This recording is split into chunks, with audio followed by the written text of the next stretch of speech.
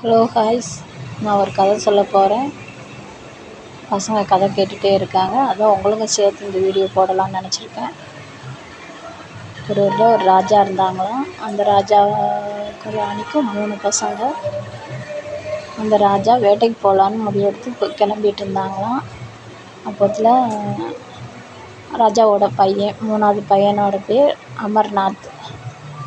அவர் என்ன சொன்னாராம், நானும் உங்கள் கூட வர்றேன்ப்பான்னு சொன்னாங்களாம். நீ குட்டி பையன்டா தம்பி, வீட்டில் இரு, நான் வேட்டையாடிட்டு வரேன் அப்படின்னு சொல்லி ராஜா சொன்னாங்களாம்.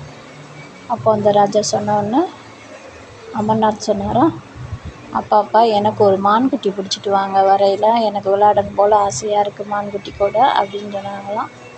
அப்பா சரின்னு சொல்லிட்டு வேட்டையாட போயிட்டாங்களாம். அப்போது அரண்மனை காவலர்கள் ராஜா எல்லாம் வேட்டையாட கிளம்பையில் ரொம்ப பொழுது போயிடுச்சு.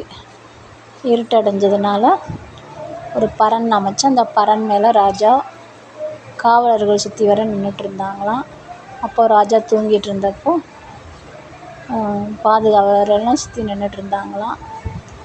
ஒரு கருநாகம் வந்து ராஜாவோட கண்ணில் கொத்திடுச்சான்.